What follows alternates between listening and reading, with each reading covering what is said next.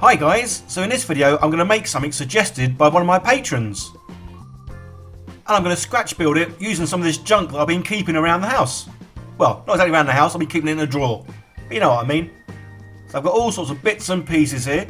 But I won't use all of this obviously, but this will be a good start to what I'm going to build. And as you would have seen from the thumbnail, it's a Miasmic Malignifier. And this is a terrain piece for Warhammer 40k, obviously. So let's get started. So I'm using a trusty CD for the base. As you'll have seen in quite a few of my videos, I love using these as they're a nice little size. And well, basically I've got loads of these sitting around the house not doing anything. So we can start by gluing our balls to the base.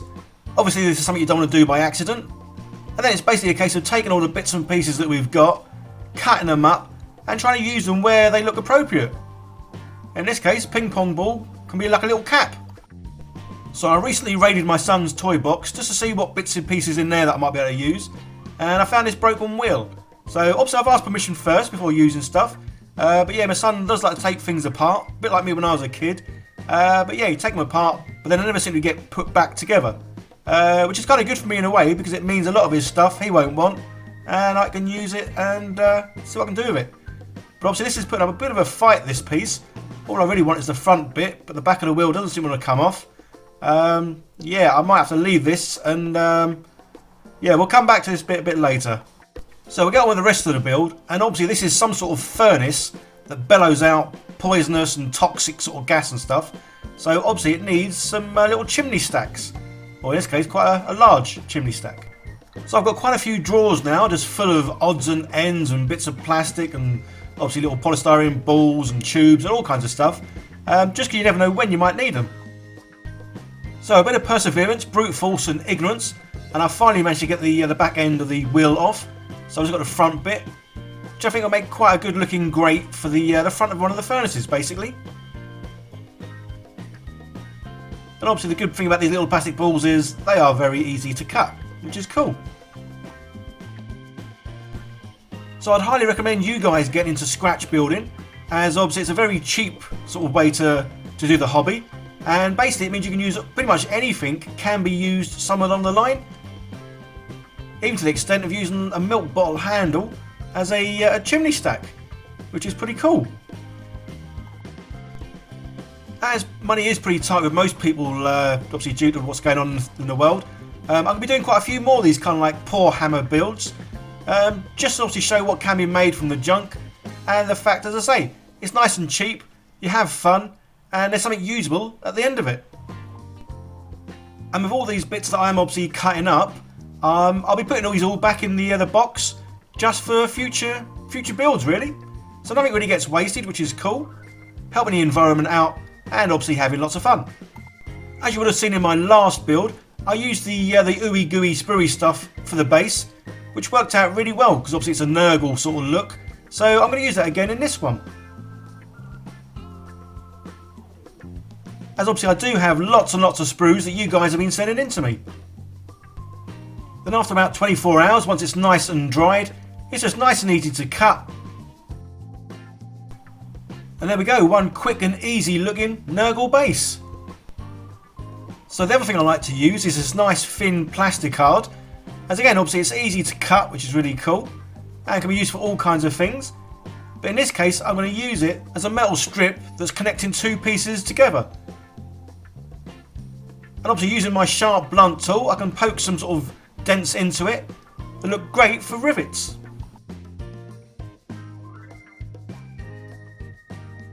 And talking of rivets, I also use these little glass gems.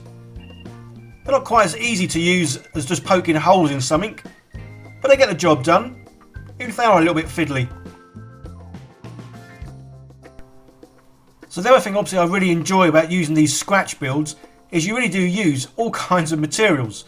So in this case, obviously I'm using a bit of wire, and I'm also using this oven hardening clay, just to make these pokey out bits.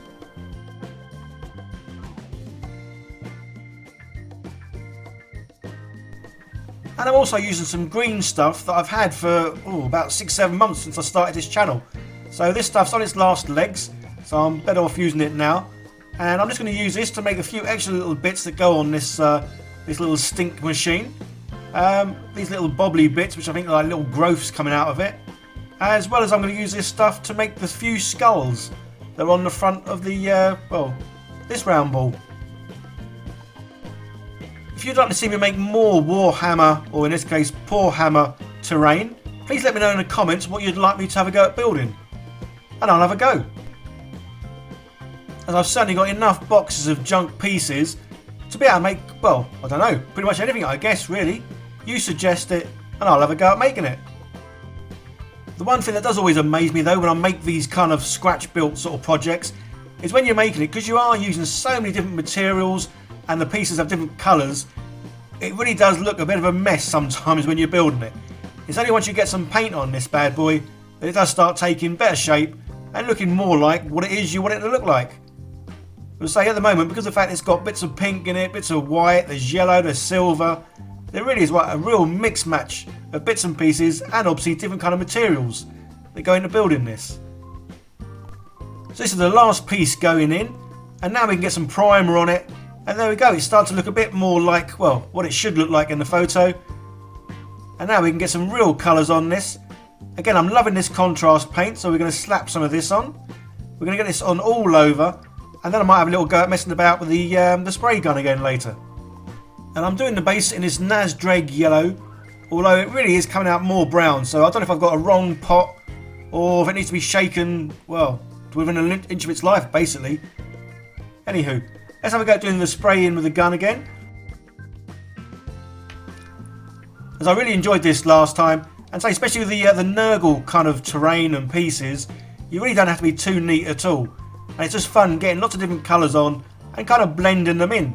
So there's light greens, dark greens, I'll throw a bit of purple in probably somewhere along the lines, and I'm probably going to do bits of this copper, just because I like the look of copper. So as a thank you to my patrons for helping support this channel, once a month I'm going to let them decide what it is I build and what I build it out of basically. So if you'd like to help support the channel and decide what I build, click on the link in the description and become a patron now. So a big thank you to all my patrons for all their support, as that means I can continue to buy more materials for this channel and keep this channel growing. So thanks a lot guys. Right, back to the build.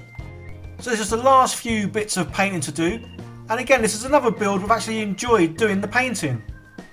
But if you want any tips and tricks on how to paint things, then definitely go and watch other people and not me. As I say, I really am an amateur at this. That's if I can call myself an amateur. I basically paint now and I have some fun with it, and it kind of gets the job done. And I'm relatively happy with the end result, which is the main thing. As always, I finish off with a little bit of black washing and then just dab away any excess really. And there we go, job kind of done. Hope you guys enjoyed this scrap built 40k terrain. I certainly enjoyed building it and look forward to building some more stuff similar to this. Let me know in the description guys what you thought of this, and say what you might want to see me make next. And don't forget about thinking about becoming a patron, as it really will help support the channel and make it grow. There's a couple more videos on the screen guys, you may want to click on those to see more of what I do. But other than that guys, happy building, bye for now.